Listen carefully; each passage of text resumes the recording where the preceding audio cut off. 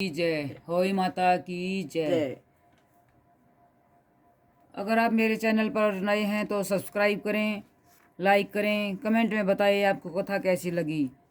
मेरी कथा ध्यानपूर्वक सुने। एक साहूकार था जिसके 7 बेटे थे, 7 बहुएं थी और एक बेटी थी।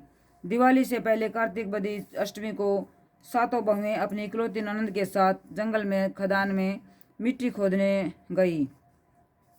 वहीं श्याऊ की मांद थी। मिट्टी खोदते समय ननद के हाथ से श्याऊ का बच्चा मर गया। श्याऊ माता बोली कि मैं तेरी कोख बांधूंगी। तब ननद ने अपनी सातों भाभियों से कहा, तुम मेरे बदले में अपनी कोख बंधा लो। सब भाभियों ने अपनी कोख बंधवाने से इनकार कर दिया, परंतु छोटी भाभी सोचने लगी, यदि मैं कोख नहीं बंधवाऊंगी तो सासू जी नाराज होंगी। ऐसा विचार कर ननद के बदले में छोटी भाभी ने अपनी कोख बंधवा ली। इसके बाद उससे जो लड़का होता वह 7वें दिन ही मर जाता। एक दिन उसने पंडित को बुलाकर पूछा, मेरी संतान 7वें दिन ही क्यों मर जाती है? तब पंडित ने कहा कि तुम सूर्य गाय की पूजा करो। सूर्य गाय शैव माता की भायली है। वह तेरी कोख छोड़ेगी तब तेरा बच्चा जिएगा। इसके बाद वह बहू प्रातः काल उठकर चुपचाप सूर्य गाय के नीचे सफाई करती। गौ माता बोली, आजकल कौन मेरी सेवा कर रहा है, सो मैं आज देखूंगी।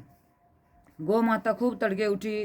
क्या देखते हैं कि साहूकार के बेटे की बहू उसके नीचे सफाई आदि कर रही है। गौ माता उससे बोली, क्या मांगती है? तब साहूकार की बहू बोली, शाहू माता तुम्हारी भायली है और उसने मेरी कोख बांध रखी है, सो मेरी कोख खुलवा दो। गौ माता ने कहा, अच्छा। अब तो गौ माता समुद्र पार अपनी भायली के पास उसको लेकर चली। रास्ते में कड़ी धूप थी, सो वे दोनों एक पेड़ के नीचे बैठ गई। थोड़ी देर में एक सांप आया। उसी पेड़ पर गरुड़ पंखनी का बच्चा था, उसको डसने लगा। तब साहूकार की बहू ने सांप को मारकर ढाल के नीचे दबा दिया और बच्चे को बचा लिया। थोड़ी देर में गरुड़ पंखनी आई तो वहाँ खून पड़ा देखकर साहूकार की बहू को चोंच मारने लगी। तब साहूकारनी बोली, मैंने तेरे बच्चे को नहीं मारा, बल्कि सांप तेरे बच्चे को डसने आया था। मैंने तो तेरे बच्चे की रक्षा की है। यह सुनकर गरुड़ पंखनी बोली कि मांग तू क्या मांगती है? वह बोली, 7 समुद्र पार श्याऊ माता रहती है, हमें तो उसके पास पहुंचा दे। तब गरुड़ पंखनी ने दोनों को अपनी पीठ पर बैठाकर श्याऊ माता के पास पहुंचा दिया। श्याऊ माता उसे देखकर बोली कि आ बहन, बहुत दिनों में आई। फिर कहने लगी, बहन मेरे सिर में जुएं पड़ गई हैं। तब सूर्य के कहने पर साहूकार के बहू ने सलाई से उनकी जुएं निकाल दी। इस पर श्याऊ माता प्रसन्न होकर बोली, तूने सिर में बहुत सलाई फेरी है, इसलिए तेरे 7 बेटे और बहुएं होंगी। वह बोली, मेरे तो एक भी बेटा नहीं है, 7 बेटे कहाँ से होंगे? श्याऊ माता बोली, वचन दिया, वचन से फिरूं तो धोबी के कुंड पर कंकरी हो जाऊं। तब साहूकार की बहू बोली, मेरी कोख तो तुम्हारे पास बंद पड़ी है। यह सुन श्याऊ माता बोली, तूने तो मुझे ठग लिया। मैं तेरी कोख खोलती तो नहीं, परंतु अब खोलनी ही पड़ेगी। जा, तेरे घर में तुझे 7 बेटे और 7 बहुएं मिलेंगी। तू जाकर उजमन कर 7 ओही बनाकर 7 कढ़ाई करियो। वह लौट कर आई तो वहाँ देखा कि 7 बेटे 7 बहुएं बैठी हैं। वह बहुत खुश हो गई। उसने 7 ओही बना, 7 उजमन किए और 7 कढ़ाई की।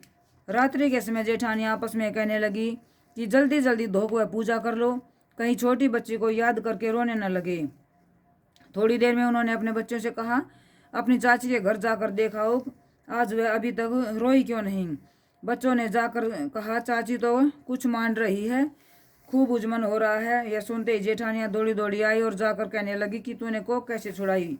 वह बोली, तुमने तो कोख नहीं बंधाई, सो मैंने अपनी कोख बंधा ली थी। अब श्याऊ माता ने कृपा करके मेरी कोख खोल दी है। श्याऊ माता ने जिस प्रकार साहूकार के बहू की कोख खोली, उसी प्रकार हमारी भी खोलियो। कहने वाले तथा सुनने वालों के सब परिवार की कोख खोलियो। बोलो श्याऊ माता की जय। बोल अहोई माता की जय।